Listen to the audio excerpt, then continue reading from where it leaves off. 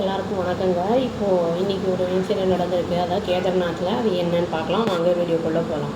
வந்து அந்த 7 பீப்புள் வந்து கொல்லப்பட்டிருக்காங்க இந்த ஹெலிகாப்டர் கிராஷில்.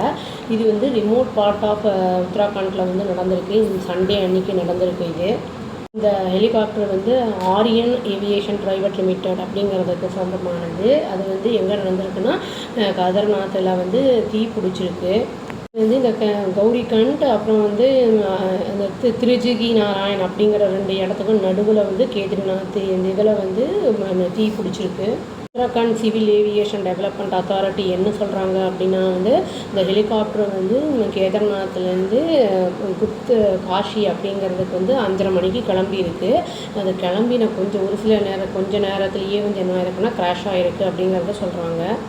அந்த ருத்ரபிரயாக் டிஸ்ட்ரிக்டோட டிசாஸ்டர் மேனேஜ்மெண்ட் ஆஃபீஸர் வந்து என்ன சொல்கிறாருன்னா நந்தன் சிங் அப்படிங்கிறவர் மீடியாவுக்கு என்ன சொல்லியிருக்காருன்னா கிராஷ் இந்த இது வந்து அக்கர்ட் ஆனது வந்து ஃபாரஸ்ட் அபவ் த ஃபாரஸ்ட்டு அப்படிங்கிறனால கௌரிகண்ட் கிட்ட புவர் விசிபிலிட்டி அப்புறம் வந்து எதனாலன்னா மோசமான வெதராக இருந்திருக்கு. இந்த மாதிரி ஃபாக் மாதிரிலாம் ஏதோ இருந்திருக்கு. அதனால் வெதர் மோசமாக இருந்தனால தான் இந்த கிராஷ் நடந்திருக்கு அப்படிங்கிறதையும் அவர் கிளாரிஃபை பண்ணியிருக்காரு. அதான் இன்ஸ்பெக்டர் ஜென்ரல் என்ன சொல்லியிருக்காரு அப்படின்னா கன்ஃபார்ம் பண்ணியிருக்காரு கிராஷ் ஆகிருக்கு. அதே மாதிரி வந்து அந்த லொக்கேஷன் ரொம்ப வந்து ரிமோட் ஏரியா. அதுவும் இல்லாமல் வந்து அதுக்கு போலீஸை வந்து டிசாஸ்டர் மேனேஜ்மெண்ட்டு போலீஸு எல்லாருமே வந்து அங்கே வந்து அனுப்பி வைக்கப்பட்டிருக்காங்க. அதாவது அங்கே மக்களுக்கெல்லாம் வந்து பாதுகாப்பு ரெஸ்கியூ ஆப்ரேஷனுக்கு அப்படின்னு சொல்லியிருக்காங்க. உத்தராகண்ட் சீஃப் மினிஸ்டர் புஷ்கர் சிங் அப்படிங்கிறவர் என்ன சொல்லியிருக்காருன்னா இந்த இன்சிடெண்ட் சோஷியல் மீடியா பிளாட்ஃபார்மில் வந்து என்ன சொல்லியிருக்காருன்னா ரொம்ப சேட் நியூஸ் இது. இந்த மாதிரி ஹெலிகாப்டர் கிராஷ் வந்து பிரயாக் டிஸ்ட்ரிக்டில் நடந்திருக்கிறது அப்படின்னு வந்து சொல்கிறாரு. லோக்கல் அட்மினிஸ்ட்ரேஷன் அப்புறம் வந்து அதர் ரெஸ்கியூ டீம்ஸ்லாம் வந்து ரொம்ப எங்கேஜாக இருக்காங்க ரிலீஃப் அண்ட் ரெஸ்கியூ ஆப்ரேஷனில் அப்படின்னு வந்து சொல்லியிருக்காரு. பாபா கேதார் வந்து நான் ப்ரே பண்ணிக்கிறேன், எல்லா ட்ராவலர்ஸும் சேஃப்டியாக இருக்கணும்னு ப்ரே பண்ணிக்கிறேன் மற்றவங்க அப்படின்னு சொல்லியிருக்காரு.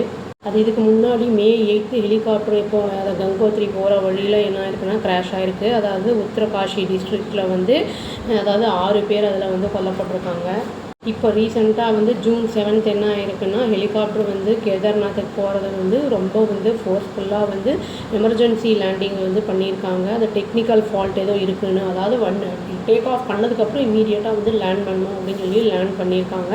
பட் அதில் வந்து இருந்த எல்லா பேசஞ்சர்ஸுமே சேஃபாக வந்து டிவோட்டீஸும் சேஃபாக வந்து ஊட்டிட்டு வந்துட்டாங்க.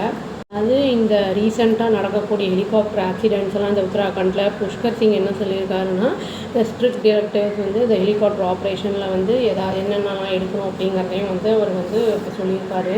சிஎம் தமி அப்படிங்கிறவங்க என்ன சொல்லியிருக்காருன்னா இதை பற்றி அதாவது காம்ப்ரிஹென்சிவ் ஸ்டாண்டர்ட் ஆப்ரேஷன் ப்ரொசீஜர் அப்படிங்கிறது வந்து கண்டிப்பாக வந்து நம்ம பண்ணணும்.